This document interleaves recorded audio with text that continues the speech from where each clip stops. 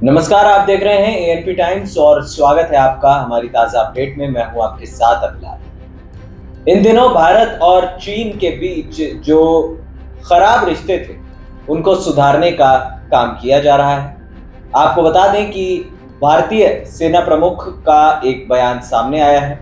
उनका ये बयान विदेश मंत्रालय द्वारा ये कहे जाने के एक दिन बाद आया है कि भारत और चीन पूर्वी लद्दाख में एलएसी पर विवादित इलाकों में गश्त फिर से शुरू करने के लिए एक समझौते पर पहुंच गए हैं, जिससे 4 साल का सैन्य गतिरोध खत्म हो गया है।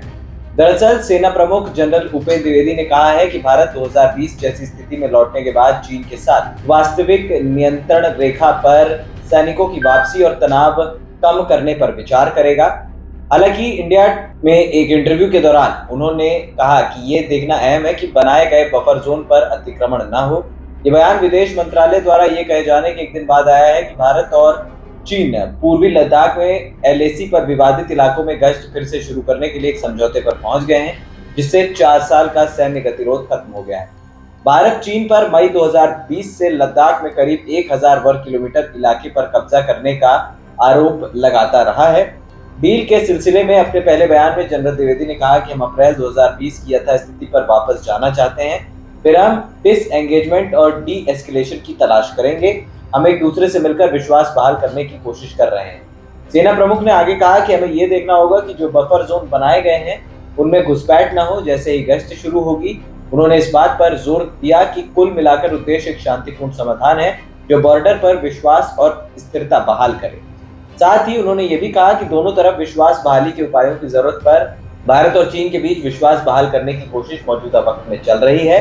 अभी तक जो हुआ है वो ये है कि हम विश्वास बहाल करने की कोशिश कर रहे हैं। सेना प्रमुख के मुताबिक एलएसी पर बफर जोन का निर्माण एक अहम योगदान है और कदम है, लेकिन दोनों पक्षों को यह तय करना चाहिए कि इन इलाकों का सम्मान किया जाए। विश्वास बहाल हो जाएगा अगर हम एक दूसरे को आश्वस्त करने में सक्षम हैं कि जो बफर जोन बनाए गए हैं उनमें घुसपैठ नहीं हो रही। इसके साथ ही सेना प्रमुख ने गश्त की अहम भूमिका पर भी जोर दिया।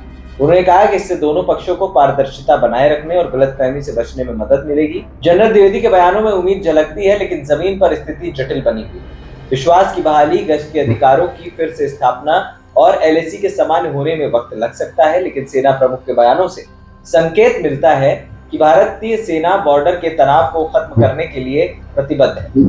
अप्रैल 2020 से पहले की स्थिति को बहाल करने के भारत के साफ उद्देश्य और इस मामले पर चीन की अब तक की चुप्पी के साथ अगले कुछ महीने एलएसी पर भारत चीन संबंधों के लिए अहम होंगे। बड़ी बात यह है कि चीन भी अब भारत की तरफ दोस्ती का हाथ बढ़ा चुका है।